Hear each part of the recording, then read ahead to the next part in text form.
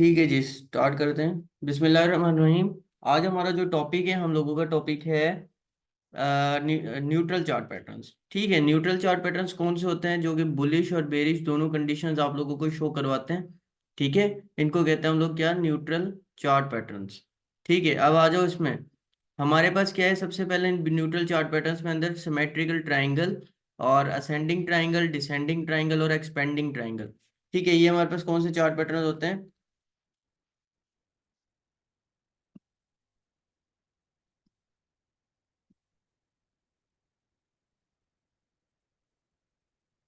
यहाँ आ जाओ। अच्छा, इसको हम लोग क्या कहते हैं, सिमेट्रिकल ट्रायंगल को हम इसको कहते हैं न्यूट्रल चार्ट पैटर्न। ठीक है, न्यूट्रल चार्ट पैटर्न वो होते हैं जिसकी आपको ब्रेकआउट की कंफर्मेशन नहीं होती। वो बुलिश भी ब्रेकआउट कर सकता है और बेरिश भी कर सकता है। ठीक है, बुलिश किस सूरत में होता है, बुलिश इस सूरत में होता है कि अगर मार्केट अपसाइड पे चली जाए, जैसे इस स्ट्रक्चर को देखो, इसको हम लोग कहते हैं सिमेट्रिकल ट्रायंगल। ठीक है, अगर ये जो है आपको 15 मिनट्स में नजर आता है तो हम इसको क्या कहते हैं, पेनेंट कहते हैं। क्यों? क्योंकि वो अप बोला ट्रेंड को फॉलो कर रहा होता है। काइंडली अपने माइक को कैमरा। नहीं सोई। ठीक है, अब देखो यहाँ पर क्या सीन है कि एक जो है मार्केट के अंदर वॉल्यूम आया है आपके पास। ठीक है, मार्केट अप ट्रेंड की तरफ है या फिर डाउन ट्रेंड की तरफ है। ठीक है, ये जो ज्यादातर आपको नजर आता है, ये किस में नजर आता है, हमें 4 आवर्स में और 1 डे के अंदर नजर आता है न्यूट्रल चार्ट पैटर्न। ठीक है, जब भी ये मार्केट के अंदर बनता है तो इसके दो सिनेरियोज हो सकते हैं। पुल बैक से मार्केट अप साइड भी जा सकती है और डाउन साइड भी जा सकती है। ठीक है, इसका आप लोगों को ख्याल करना होता है। और ये मोस्ट डेंजरस पैटर्न होता है। जिस तरह अगर मार्केट डाउन जा रही है और इस तरह का एक पैटर्न आपको नजर आ रहा है, तो मे भी मार्केट वहां से ब्रेकआउट होकर मजीद अब चली जाए। ठीक है, अगर ये 15 मिनट में बनता है या फिर 1 आवर में बनता है तो ये पेनेंट होता है। लेकिन अगर ये 1 डे, 4 आवर्स या वीक के अंदर नजर आ रहा होता है, क्योंकि इसकी कंफर्मेशन करना बहुत हार्ड होता है। ठीक है, एक कैंडल आपको यहाँ से डाउन की वीक नजर देते हुए नजर आएगी, लेकिन क्या होगा कि वो मजीद पंप कर जाएगी, या फिर आपको मजीद ऊपर जाते हुए नजर आएगी, एकदम से एक वीक आएगी और नीचे भी चली जाएगी मार्केट। ठीक है, तो इस तरह के पैटर्न को जब आप आइडेंटिफाई करते हैं तो ये आप लोगों को अक्सर जो है वो डबल माइंडेड कर देते हैं। इसको हम लोग क्या कहते हैं, न्यूट्रल चार्ट पैटर्न्स। तो इसके लिए जो मेजर आप लोगों के पास जो सपोर्ट होती है वो क्या होती है आप लोगों की, वो आपके पास होती है इसका ब्रेकआउट। ठीक है, आपने वेट करना होता है ब्रेकआउट का। फर्स्ट कैंडल में ही आपने एंट्री नहीं लेनी होती। अगर ब्रेकआउट होती है, मार्केट रिट्रेसमेंट होती है, दोबारा आपको मूव नजर आता है, फिर आप उसमें क्या करते हो, एक जो है वो एंट्री अपनी बनाते हो। ठीक है, इसको हम लोग कहते हैं न्यूट्रल चार्ट पैटर्न। अच्छा, इसके अंदर कितना साइज होता है पंप या फिर डंप का, पंप और डंप का इतना साइज होता है जो कि हमारे पास ट्राइंगल की स्टार्टिंग पॉइंट होती है। ठीक है, जिस तरह मार्केट यहाँ डाउन साइड से ऊपर आई। ठीक है, अब ये जो फर्स्ट इसके सपोर्ट जोन है और इसका जो फर्स्ट रेजिस्टेंस जोन है, इन दोनों के बीच का जो भी एरिया होगा, एग्जैक्ट इतना ही एरिया आपका पास क्या होगा, आफ्टर ब्रेकआउट जो है मार्केट में पंप आएगा। ठीक है, इस स्ट्रक्चर को यही फॉलो कर रहे हैं कि मार्केट अपसाइड जाते हुए नजर आ रही है, ब्रेकआउट हुआ और पर्पल लाइन जो है वो ऊपर चली गई। ठीक है, रेड लाइन क्या शो कर रही है कि मार्केट जो है रेजिस्टेंस से रिजेक्ट होते हुए नजर आ रही है, ब्रेकआउट डाउन साइड हो गया और मार्केट मजीद जो है वो डम की तरफ चली गई। ठीक है, इसको हम कहते हैं सिमेट्रिकल ट्राइंगल।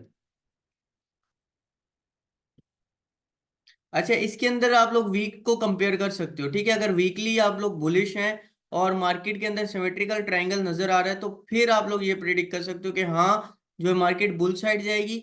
अगर ऐसा नहीं होता तो मार्केट डाउन साइड भी जा सकती है। अब देखो इस जगह पे आओ। इसमें क्या हुआ है कि ये एक ट्रेंड चल रहा है। ठीक है, सिमेट्रिकल ट्रायंगल का ट्रेंड चल रहा है। कितना है हमारे पास, 4 आवर्स। ठीक है, देख रहे हो टाइम फ्रेम, मैंने आपको बताया 1 डे या फिर 4 आवर्स या 1 वीक के अंदर ये नजर आता है अक्सर। क्या हुआ है, मार्केट अप साइड पर है। ठीक है, एक पेनेंट के अंदर आ गई। पेनेंट कब होता है, ये 15 मिनट के अंदर होता है, लेकिन 4 आवर्स पे है या फिर आप लोगों के पास 1 डे पर है, तो ये आपके पास क्या है, सिमेट्रिकल ट्रायंगल। ठीक है, मार्केट कंसोलिडेशन हो रही है, एक वीक लगी, लॉन्गर्स ने मार्केट को मजीद ऊपर करने की कोशिश की, लेकिन जो शॉर्टर्स थे उन्होंने मार्केट को क्या किया, शॉर्ट कर दिया। इसको कहते हैं मैनिपुलेशन वीक। ठीक है, मार्केट अप साइड भी जा रही है, डाउन साइड भी जा रही है, तो बेटर होता है कि इन हालात के अंदर ट्रेडिंग ना की जाए। ठीक है, जिसको कंफर्मेशन है, जिस तरह ये देखो टॉप वन टॉप टू, अगर किसी को इस चीज का पता होता है कि डबल टॉप क्या होता है तो वो यहाँ से शॉर्ट कर सकता है। ठीक है, उसने यहाँ से शॉर्ट ही किया होगा। ठीक है, मैनिपुलेशन होती है मार्केट में, तो आपके पास फंड्स बैकअप पे होने चाहिए। अगर $100 है तो सिर्फ 5 या $10 की ट्रेड में रिकमेंड करता हूँ, वो भी अगर $10 की करोगे तो 2x या 3x के लेवरेज के साथ। $5 की कर रहे हो तो मैक्सिमम लेवरेज जो है आप 10x का ले सकते हो। ठीक है, तो ये जो है वो सिनेरियो होता है। अच्छा, यहाँ से आप लोग शॉर्ट कर सकते हो और मार्केट जो है डाउन आई, लेकिन आपको यहाँ पर एक सपोर्ट जोन भी नजर आ रहा है। जिस तरह अभी बीटीसी की सिचुएशन नजर आ रही है कि मार्केट पंप होती है, एक रेजिस्टेंस जोन पे जाती है, एक ठक करके नीचे। ठीक है, तो ये जो है बड़ी मतलब सोचने वाली सिचुएशन होती है। ठीक है, सुबह एक्सआई हम लोगों ने जिस तरह आपको लॉन्ग दिया था तो वो इसी बेसिस पे दिया था, क्योंकि वो अपनी मेजर सपोर्ट के ऊपर था।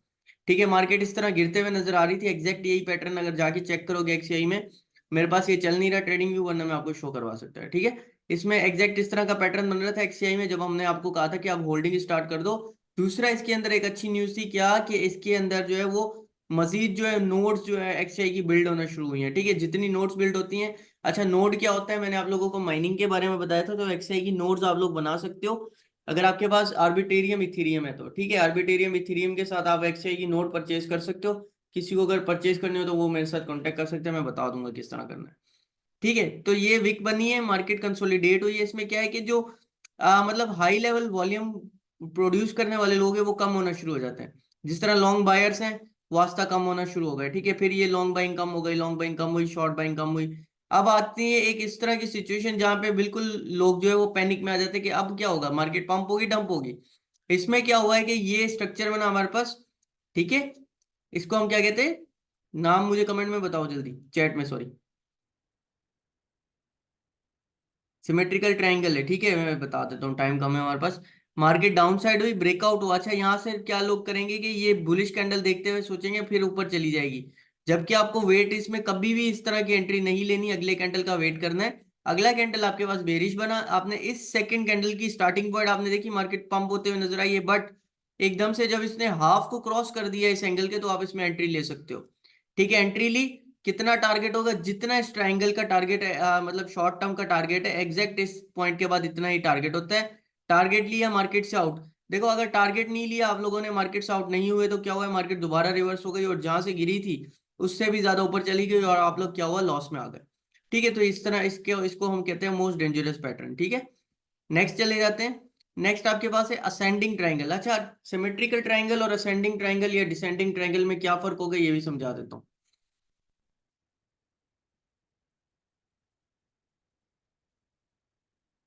असेंडिंग ट्राइंगल पैटर्न, इसमें आ जाओ।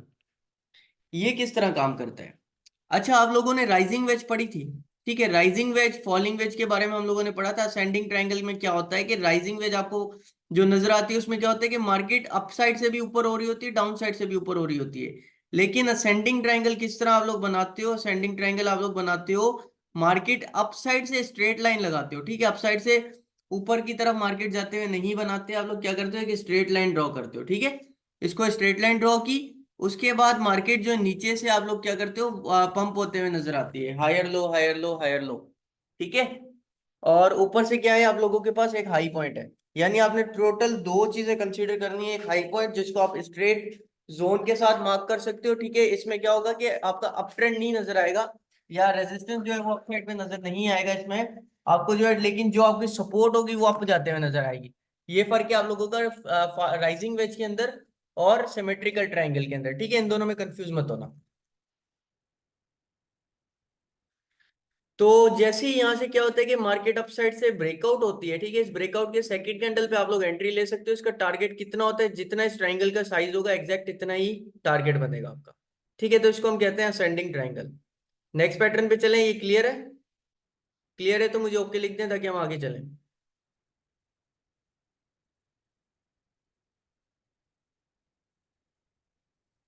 M I audible to all of you, आवाज आ रही है।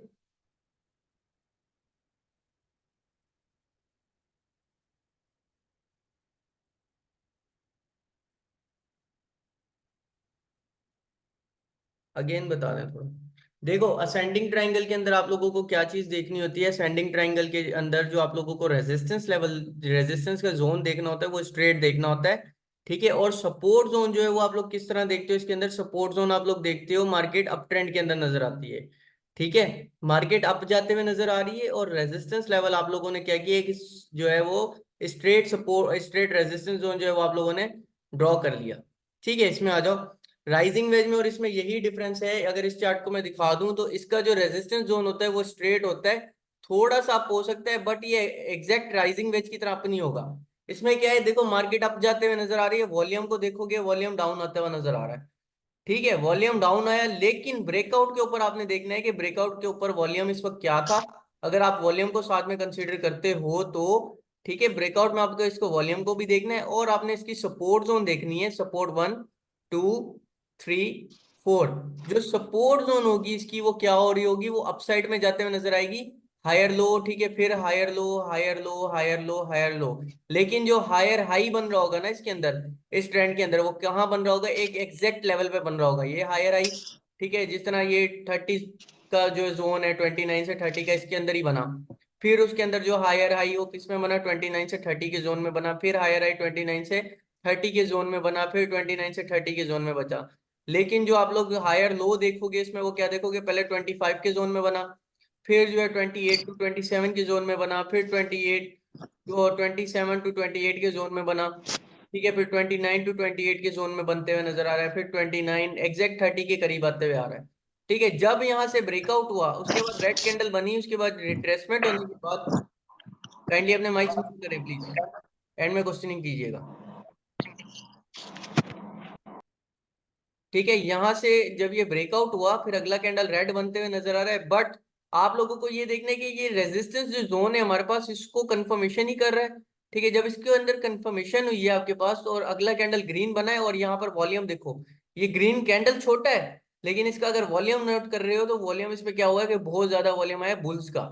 ठीक है, उसके बाद एक्सचेंजेस का तो सबको पता है कि मैनिपुलेशन विक देती है। जब ये वॉल्यूम आ गया, आप इसी कैंडल से एंट्री ले सकते हो।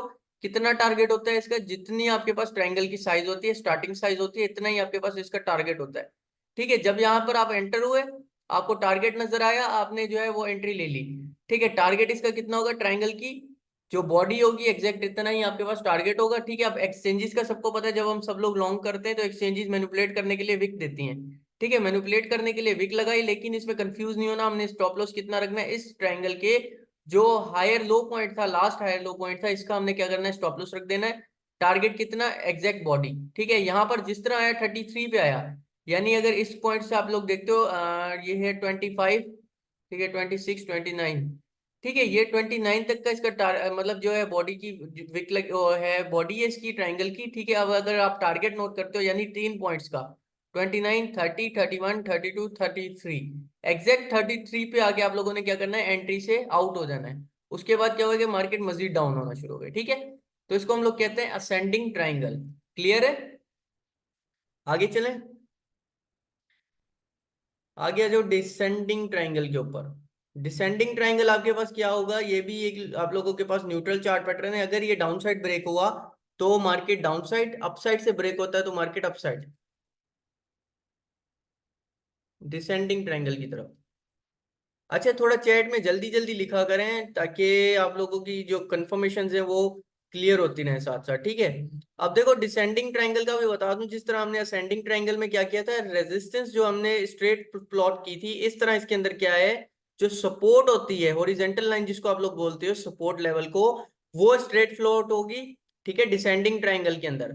अच्छा, फॉलिंग वेज के अंदर और इसके अंदर क्या फर्क है, फॉलिंग वेज के अंदर जो लोअर लो पॉइंट्स बनेंगे वो मजीद डाउन बनते हुए नजर आते हैं, लेकिन जो इसके अंदर जो है हमारे पास डिसेंडिंग ट्रायंगल के अंदर, ये जिसको आप लोग 4 आवर्स में या 1 डे में या वीक में देखते हो, इसमें क्या है कि जो सपोर्ट लेवल के पॉइंट्स होते हैं वो एग्जैक्ट लेवल पे होते हैं। ठीक है, जिस तरह ये देखो 1.30 का ही जोन है जिसके अंदर आके विक लग रही है, 1.30 विक लग रही है, 1.30 विक लग रही है। ठीक है, तो ये किसको आप लोगों के प्रेजेंट करता है, ये प्रेजेंट करता है डिसेंडिंग ट्रायंगल को। अगर आप लोअर हाई पॉइंट देखते हो, ठीक है, मार्केट डाउन साइड की तरफ है, यानी कि एक डाउन ट्रेंड चल रहा है, लोअर हाई पॉइंट आपका क्या होगा, मजीद डाउन होना शुरू हो जाएगा। ठीक है, इसमें अगर आप यहां से एंट्री करते हो शॉर्ट की, तो ये आपके लिए अच्छी अपॉर्चुनिटी है, कब तक, जब तक इसका ट्रेंड लाइन का अपसाइड पे ब्रेकआउट नहीं हो जाता। ठीक है, लेकिन अगर जो है वो स्कैल्पर हो, तो आप लोग इस सपोर्ट का फायदा उठा सकते हो, यहाँ से लॉन्ग कर सकते हो। ठीक है, अच्छा, अब क्या हुआ कि मार्केट की हाई की विक लगी कितनी, 1.34 पे लगी। उसके बाद मार्केट डाउन साइड पे कितनी आई, एग्जैक्ट 1.30 की। फिर मार्केट हाई हुई है, लेकिन जो लोअर हाई बना है, कितना बना, 1.33 पॉइंट समथिंग, पूरे एग्जैक्ट 33। ठीक है, ऊपर क्या है, 33 5, 335 है, यहाँ पर 33 है। उसके बाद अगला जो लोअर हाई बना वो आपका कितना बना, 32 पे, उससे अगला लोअर हाई कितना बना, 315 पे। और उसके बाद क्या हुआ है कि यहाँ से मार्केट रिजेक्ट हो रही है। इसके साथ वॉल्यूम को देखना कि वॉल्यूम अगर मार्केट में मजीद बढ़ते हुए नजर आ रहा है, तो इसका मतलब ये होगा कि बेरिश ट्रेंड है, स्ट्रॉन्ग बेरिश ट्रेंड है। ठीक है, जिसका आप लोग क्या कर सकते हो, बेनिफिट यूज कर सकते हो। और ब्रेकआउट के ऊपर जैसे मार्केट यहाँ से ब्रेकआउट हो गई, ठीक है, कुछ लोग क्या करेंगे, फिर से सपोर्ट है बाइंग करना शुरू करेंगे, लेकिन इसके ब्रेकआउट को आपने देखना है कि अगला कैंडल क्या बनता है।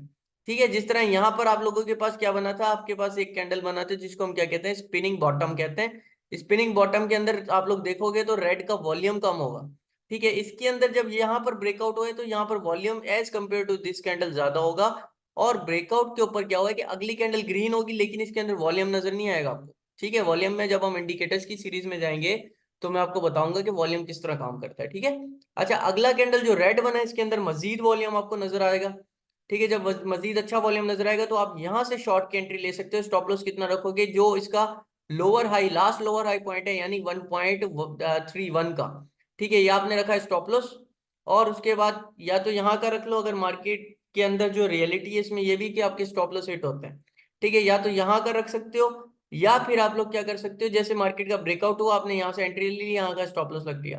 ठीक है, टारगेट कितना होता है, जितना एग्जैक्ट विक का साइज होता है, ठीक है, बॉडी का साइज होगा डिसेंडिंग का, उतना ही टारगेट होता है। लेकिन यहाँ पर क्या हुआ, मैनिपुलेशन हुई है, मार्केट के अंदर डाउन मूवमेंट आया है, बट अगर आप इसको, इस कैंडल को देखते हो तो ये आपके पास क्या बना, ड्रैगन फ्लाई डोजी बना हुआ नजर आता है। ठीक है, ड्रैगन फ्लाई डोजी के बाद मार्केट के अंदर क्या एक्सपेक्टेशन होती है, मार्केट मजीद पंप भी हो सकती है।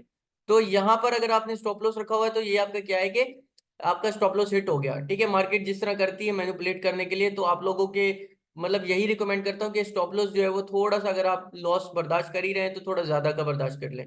ठीक है, तो स्टॉप लॉस अच्छा रख लें ताकि प्रॉफिट के टारगेट भी आपके अच्छे हों। उसके बाद क्या हुआ कि मार्केट ने मैनिपुलेशन की और मजीद डाउन जाना शुरू कर दिया, तो इसको कहते हैं हम लोग डिसेंडिंग ट्राइंगल। ठीक है, ये भी एग्जैक्ट पैटर्न डिसेंडिंग ट्राइंगल का है, ये परफेक्ट बना हुआ है। ये हेकेनाशी अगर कोई कैंडल यूज करता है तो ये उसके लिए बहुत अच्छी चीज है। ठीक है, हेकेनाशी कैंडल्स के लिए तो ये हेकेनाशी जो है ये अच्छी जो है प्रिडिक्शन देते हैं एज कम्पेयर टू दूसरे कैंडल्स। अगर आप इसके वर्क करते हैं तो बहुत ही अच्छी बात है, और इसको यूज कर सकते हो आप लोग। जब भी आप मार्केट के अंदर शॉर्ट एंट्रीज करो तो आप लोग इस चीज को यूज कर सकते हो। आगे अगले चलते हैं, हमारे पास क्या है, एक्सपेंडिंग ट्राइंगल। आपको मैंने असेंडिंग ब्रॉडनिंग वेज बताया था, एग्जैक्ट असेंडिंग ट्राइंगल भी उसी तरह वर्क कर रहा होता है, इसमें थोड़ा सा डिफरेंस है, वो देख लेते हैं।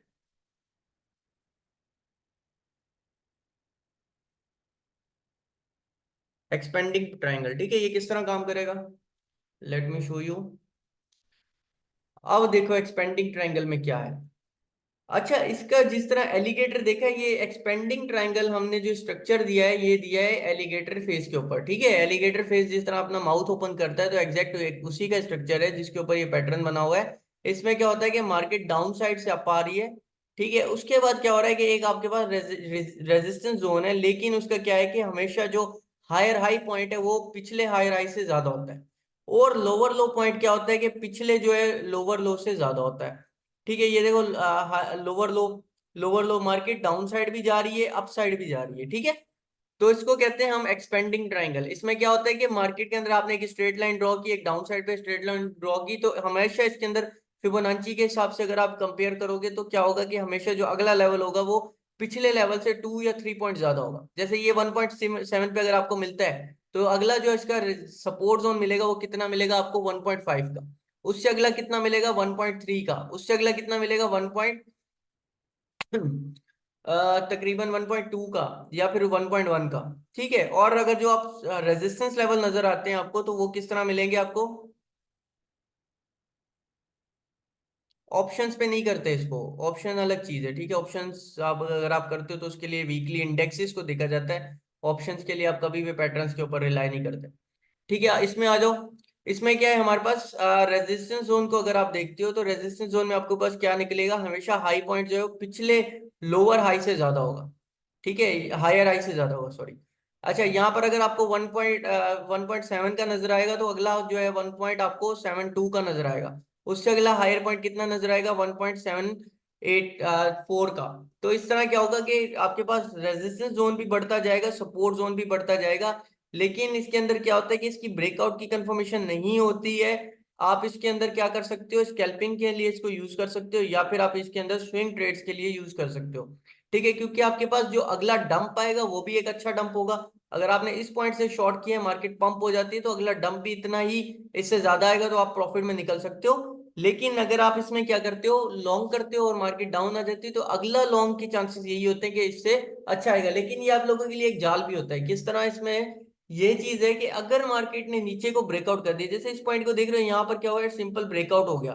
ब्रेकआउट होने के बाद कितना एक्सपेक्टेड जो पंप होता है वो कितना होता है, जो लास्ट आपके पास सपोर्ट और रेजिस्टेंस का गैप होता है ना लास्ट, ठीक है, एग्जैक्ट इतना ही मार्केट के अंदर डंप नजर आता है आफ्टर ब्रेकआउट। ठीक है, ये एक सपोर्ट लाइन रखी है आप लोगों ने, एग्जैक्ट इस सपोर्ट लाइन को जब मार्केट ने ब्रेक किया है तो एग्जैक्ट इतना ही डंप दिया है जितना कि आपके पास लास्ट सपोर्ट और रेजिस्टेंस का, अगर आप इसको कंपेयर करोगे इस पॉइंट से इस पॉइंट तक, तो एग्जैक्ट इतना ही आपके पास क्या है, डंप होता है। ठीक है, कोई रियल लाइफ एग्जांपल मिल जाए इसमें। अच्छा, ये वो अपसाइड को पंप करेगा तो इतना ही आपके पास जो है वो पंप आएगा जितना मार्केट के अंदर लास्ट टाइम जो है डंप आया हुआ होगा, मतलब बॉडी का साइज साइज होगा इसका। ठीक है, इसमें देखो ये इस तरह चल रहा है, ये थोड़ा सा मतलब कंफ्यूजिंग पैटर्न होता है, तो बेटर यही रिकमेंडेशन होती है कि इसमें जो है वो आप लोग ट्रेड ना करें। ये न्यूट्रल चार्ट पैटर्न्स होते हैं, ठीक है, इनके ब्रेकआउट का वेट करें, ब्रेकआउट पे ट्रेड करें, तो बेटर होता है। अगर स्कैल्पर है तो फिर आप इनकी स्ट्रेटेजीज को यूज कर सकते हैं, बट ये तब होगा जब आप बहुत ज्यादा प्रैक्टिस कर लेंगे, बहुत ज्यादा जो है वो एक्सपेक्टेड मार्केट से भी ज्यादा आपकी साइकोलॉजी जो है स्ट्रांग हो जाए। ठीक है, और ये तभी होगा जब आप लोग खुद प्रैक्टिस करोगे इस चीजों की, आप इनको टाइम दो, बजाय टिकटॉक पे टाइम जाया करने के। मैं यही रिकमेंड करूंगा कि 1 मिनट का चार्ट खोल के देखें, 5 मिनट का चार्ट खोल के देखें, फिर 1 डे का चार्ट खोल के देखें, और दोनों को कंपेयर करके देखा करो, बैठा करो मार्केट के ऊपर, ताकि आप लोगों को पता चले कि मार्केट की साइकोलॉजी क्या है। अच्छा, जिस तरह एक मिम बनी हुई है, मैंने शॉर्ट किया वो लॉन्ग हो गया, मैंने लॉन्ग किया वो फिर शॉर्ट हो गया, मैंने फिर लॉन्ग किया, मैंने कहा ऊपर जाएगा पर वो शॉर्ट ही होता रहा। तो वो इस वजह से होता है क्योंकि आप लोग टाइम नहीं देते हो। ठीक है, ये नेट पे मिल जाएगा आपको पूरा स्ट्रक्चर, अगर आप इसको देखना चाहो। ये असेंडिंग ट्रायंगल का आ गया, डिसेंडिंग ट्रायंगल का आ गया, कंट्रैक्टिंग ट्रायंगल और सिमेट्रिकल ट्रायंगल, ठीक है, ये दोनों आ गए। उसके बाद एक्सपेंडिंग ट्रायंगल, ये आपके पास क्या है कि न्यूट्रल चार्ट पैटर्न है, क्रिएटिव वेव, हॉरिजॉन्टल ट्रायंगल्स, ये सारा आपको मिल सकता है नेट पे भी। ठीक है, जब हमारी स्लाइड्स प्रिपेयर हो जाएंगी तो वो भी आपको मिल जाएंगी। अब किसी का कोई क्वेश्चन है तो आस्क कर लें, क्योंकि आज हम जो है वो चार्ट पैटर्न्स को एंड कर रहे हैं, और कल जो है हम इंडिकेटर्स की तरफ चले जाएंगे, और इंडिकेटर्स के ऊपर बात करेंगे कि इंडिकेटर्स आप लोगों को, या फिर कल प्रैक्टिस क्लास रखते हैं, ठीक है, जिसके अंदर हम ये लाइफ फाइंड करेंगे, और उसके बाद जो है इंडिकेटर्स पे चले जाएंगे, देन हम फंडामेंटल एनालिसिस की तरफ आ जाएंगे। तो अगर कोई क्वेश्चन है तो आस्क कर लें। उम्मीद है सारी चीज़ें क्लियर हो गई होंगी अब।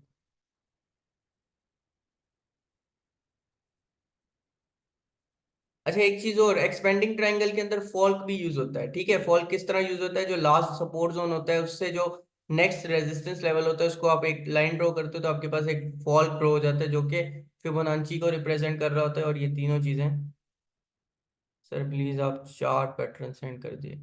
जी मैं आज सेंड कर देता हूँ आप लोगों को, न्यूट्रल भी सेंड कर देता हूँ, असेंडिंग और मतलब जो है आपके पास बुलिश भी शेयर कर देता हूँ, और रिवर्सल चार्ट पैटर्न जो भी है सारे के सारे शेयर कर दूंगा।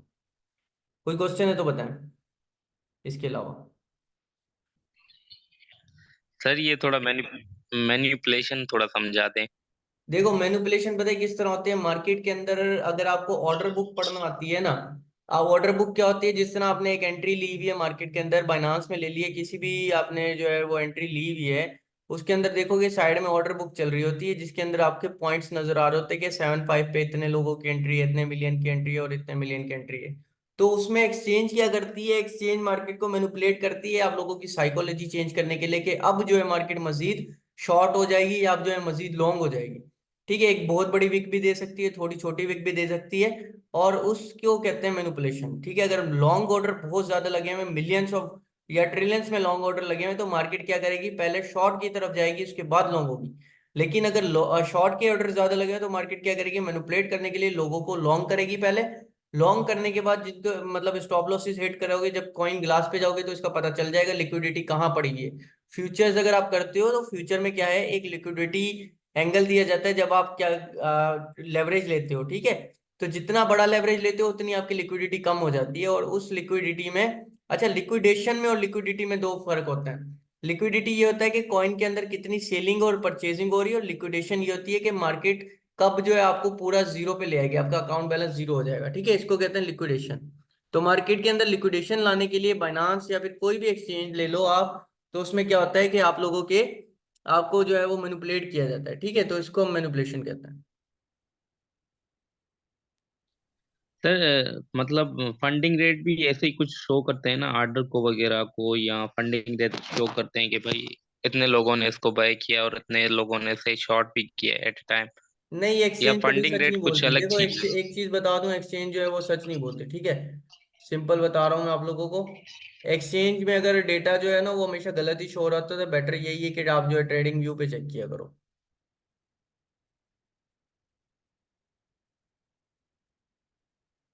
ठीक है।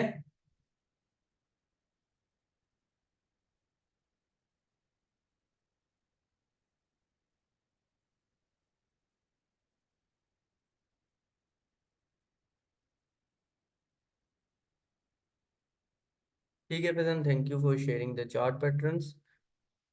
फंडिंग रेट की बेस पर ट्रेडिंग होती है या नहीं? जी होती है, इसको आप एल्गो ट्रेडिंग कहते हो।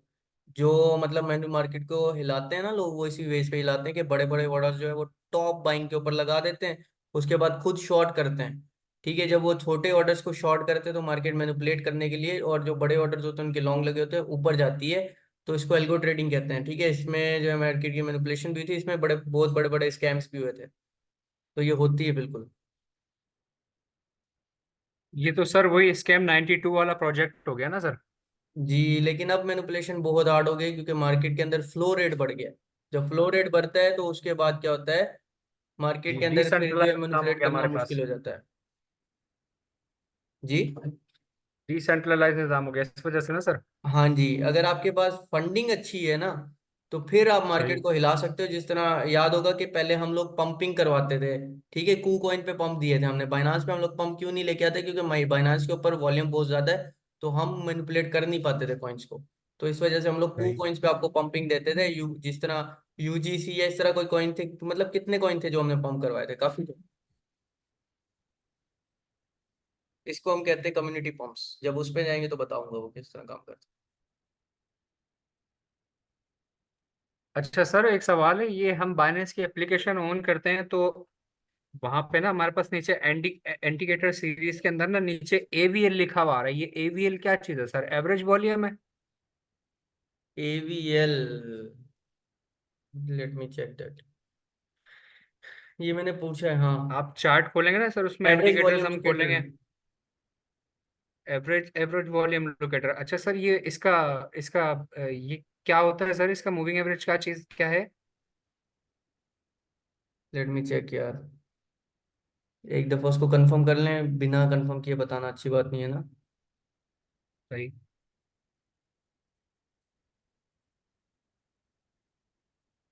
इसको देख लो, what is AVL indicator. Binary options के अंदर ज्यादा काम आता है। जी एवरेज जी। वॉल्यूम लोकेटर के कब कितना वॉल्यूम रहा है, जिस तरह 15 फरवरी, 17 फरवरी या फिर 16 फरवरी को इतना वॉल्यूम था, तो आने वाले इन्हीं डेज के ऊपर इतना वॉल्यूम हो सकता है।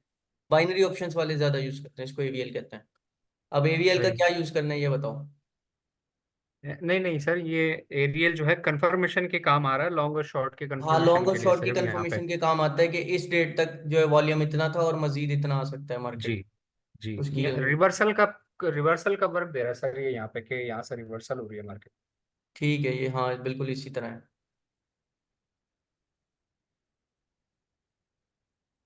बाकी इसको मजीद पढ़ लूंगा, मैं बता दूंगा आप लोगों को कि किस तरह काम करता है। इंडिकेटर्स बहुत सारे हैं मार्केट के अंदर। ठीक है, इंडिकेटर्स जो है वो अक्सर काम नहीं करते। जो मेजर इंडिकेटर्स हैं उन पे काम करो। वॉल्यूम हो गया, या इस तरह मूविंग एवरेजेस हो गई, ये बेटर इंडिकेटर होते हैं एज कम्पेयर टू जो न्यू सही। इंडिकेटर्स है ना, वो आप लोगों को माइंड डाइवर्ट करने के लिए भी लगाया जाता है। जी सर। और कुछ पूछना है किसी ने?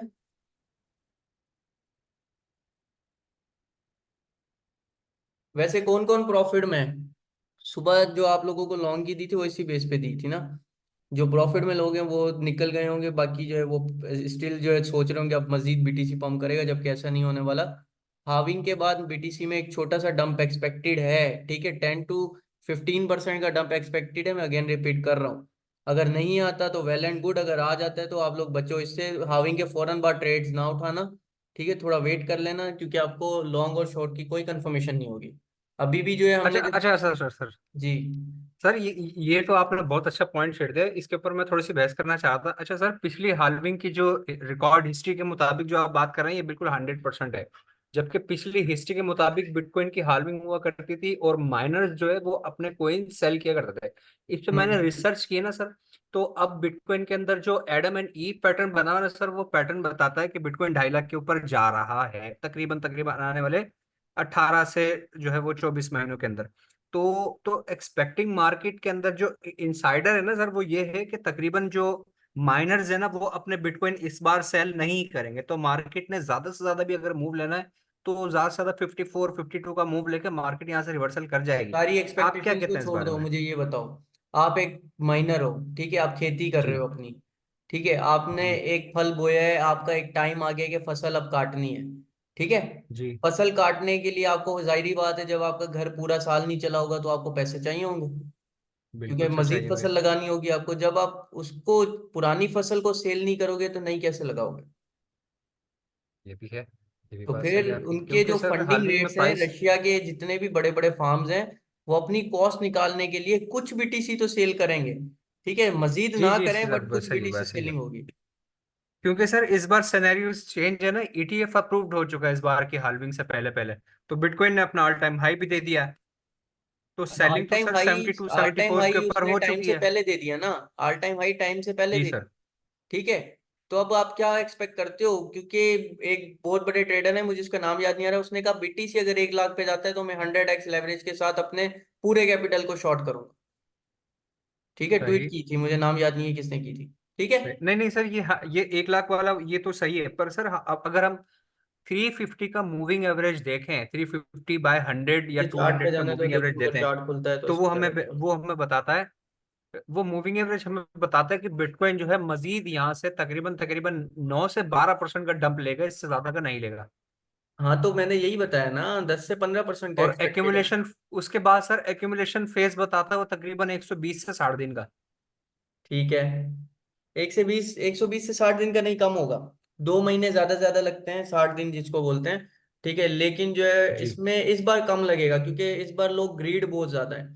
फिलहाल न्यूट्रल पे चल जी रही है मार्केट, जब लोग ग्रीड हो जाते हैं तो मार्केट के अंदर पैसा आना शुरू होता है। लेकिन अगर यूएस की कंडीशन देखो, इलेक्शंस की कंडीशन देखो, और क्राइसिस की बात करोगे ना, तो इस वजह से मार्केट में लोग पैनिक भी हैं थोड़ा सा। जी जी जी जी जी। अच्छा सर, क्या कहते हैं उसमें, मैं कल पढ़ रहा था, इसी में रिसर्च कर रहा था, तो हैज फंड सर सारे के सारे शॉर्ट हुआ हुआ है डॉलर को। डॉलर जो है वो तमाम कंट्रीज में और सीएमई एक्सचेंज के ऊपर मजबूत हो रहा। सीएमई एक्सचेंज के ऊपर मजबूत हो रहा है। जी सर। यानी ये सीएमई पे मजबूत हो रहा, तो इसका मतलब है तमाम कंट्रीज के अंदर मजबूत हो रहा डॉलर। नहीं, ऐसा नहीं होता। डॉलर जो है ना, प्रिंटिंग उसकी ओवर हो रही है। ठीक है, जो एक्चुअल बात है अंदर की, अमेरिकन इकोनॉमी जो है वो अब कोलैप्स की तरफ है, जो रियलिटी है। ठीक है, सबको पता है ये चीज। जी, लेकिन वो ये क्या बात तो कर रहा सही है है। कि मार्केट के अंदर शो करवा रहा है कि हमारे पास स्टिल वैल्यू है। ठीक है, जितनी भी अब सीएमई जी की रिपोर्ट्स आ रही हैं या फिर जो भी मीटिंग्स हो रही हैं एफओएमसी की, उसके अंदर क्या हो रहा है कि ना तो वो मार्केट के रेट को इंक्रीज कर रहे हैं, इंटरेस्ट को, ना गिरा रहे हैं। क्यों? क्योंकि वो डॉलर की वैल्यू को शो करवाना चाह रहे हैं कि हमारे पास इतनी सही रिजर्व वैल्यू है। ठीक है, अगर वो गिराते सही। हैं तो फिर भी मार्केट के अंदर सेंटीमेंट चेंज हो गया कि या तो डॉलर वीक हो रहा है। बढ़ाते हैं तो फिर वो, फिर मार्केट के अंदर सेंटीमेंट होगा डॉलर स्ट्रांग होता है, तो फिर उसके ऊपर इकोनॉमी पे क्वेश्चन उठना शुरू हो जाएंगे ना, कि स्ट्रांग हो रहा है तो आपकी जीडीपी कहाँ है, वो तो शो करवाओ। सही सही तो ये सारे सही, सेंटीमेंट्स बिल्कुल हैं सही। उसके मतलब पीछे। ये फिर फेक फेक इन्होंने रूमर्स दिए में, फेक ज्यादा से बना ज्यादा के छह रखते माह से हैं, ज्यादा ये बोलते हैं ना, फिगर्स नहीं चल जब सकेंगे। बैंक करप्ट हो जाता है इंसान तो फेक रेपुटेशन बना के रखता है कि मेरी अगर जी रेपुटेशन गिरी तो मेरे पास शेयर गिरेंगे। जी। इसका मकसद फिर क्रिप्टो का जो सिनेरियो है वो अगले 6 माह जबरदस्त बूस्ट है, यानी अगले दो जबरदस्त साल हो सकता मार्केट का है। बुल रन ही देखो, बुल रन है। हमने आपको एग्जैक्ट पहले कैसे बता दिया था कि बीटीसी ने 70 और 65 के बीच में ही जाना है। उसके बाद लॉन्ग मत करना। रोका था ना उसके आगे सही। लॉन्ग करने से। तो अब बिल्कुल जिन्होंने सर, बिल्कुल लॉन्ग किया वो खुद फंसे हुए हैं, हमने तो उनको पहले ही मना कर बिल्कुल दिया फंसा था। है। ठीक है। तो अब यही सीन है कि मार्केट थोड़ा सा शॉर्ट नजर आएगी आपको। मे भी बीटीसी 57 में नजर आए, लेकिन उसके बाद जो है तकरीबन 20 या 25 दिन के बाद, या फिर आपके मैक्सिमम जो है वो, अगर ले ले तो 40 से 50 दिन ले लेगा। ठीक है, फिर आपको मार्केट मजीद अच्छे इंडेक्स में जाना शुरू हो जाएगी, और आर्बिट्रेरियम चेन में भी ग्रो करे, क्योंकि उसके ऊपर जो है टेक्नोलॉजी अच्छी नजर आ रही है मुझे। रेटिक प्रोटोकॉल एक आ रहा है, अगर उसके ऊपर रिसर्च कर सकते हो तो बहुत अच्छा है। उसमें $5,000 का रिवॉर्ड भी चल रहा है। ठीक है, पार्टिसिपेट कर सकते हो तो जीत सकते हो आप लोग। सर आर्बिट्रम चेन से बिटटेंसर टाउ ने जो अभी न्यू अपनी चेन निकाली सर, वो तो बहुत एडवांस है आर्बिट्रम से। बात आर्बिट्रम एडवांस की इथीलियम तो नहीं सर होती, उस पे बात आगे एडवांस बहुत हो की रहे हैं। नहीं होती। देखो एडवांस तो बहुत सारी चीजें मार्केट में, लेकिन डोमिनेंस किसकी है? जिसकी फी हाँ कम होगी उसकी डोमिनेंस तो है। डोमिनेंस है, या जिसकी फी ज्यादा होगी उसकी डोमिनेंस होगी? सर फी के मुताबिक भी देखें तो सर वो प्रोजेक्ट स्ट्रांग है, और इसके अलावा जो बीवीएम कोइन है सर वो पंप कर रहा है, उसके पीछे मैंने अभी रिसर्च किया तो मुझे पता लगा कि यार ये तो बिटकॉइन की वर्चुअल मशीन के हिसाब से पीछे प्रोजेक्ट आ रहे हैं इसके बहुत सारे, बिटकॉइन के उस पर इकोसिस्टम के ऊपर। तो इसका मतलब इथीलियम डाउन करेगा ना सर, ईटीएफ कहाँ से अप्रूव होगा इसका। चलें, आप मुझे ये भेजिएगा, मैं इसको मजीद पढ़ता हूँ फिर। ठीक है। बाकी रेटिक अच्छे प्रोटोकॉल आ रहा है, उसको रिसर्च करो, वो बेटर है, मे भी आप उसमें प्रॉफिट गेन्स करो। ठीक। और कोई क्वेश्चन है? 1 मिनट 54 सेकेंड लेफ्ट है। उम्मीद है काफी चीजें क्लियर होंगी आप लोगों की आज।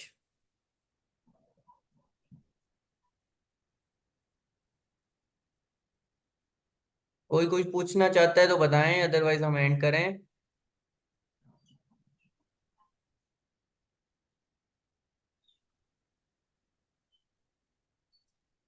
चलें, thank you for joining the class. और उम्मीद है आप लोग भी मजीद अच्छी ट्रेडिंग करेंगे, मजीद रिसर्च करेंगे, पर्सनली भी रिसर्च किया करें। फैजान का मुझे अच्छा लगता है ये जो रिसर्चिंग करके आते हैं पहले से, तो आप लोगों की भी उसमें चीज़ें क्लियर हो जाती हैं। बाकी मिलते हैं नेक्स्ट क्लास में। टेक केयर, अल्लाह हाफिज़ ऑल ऑफ यू।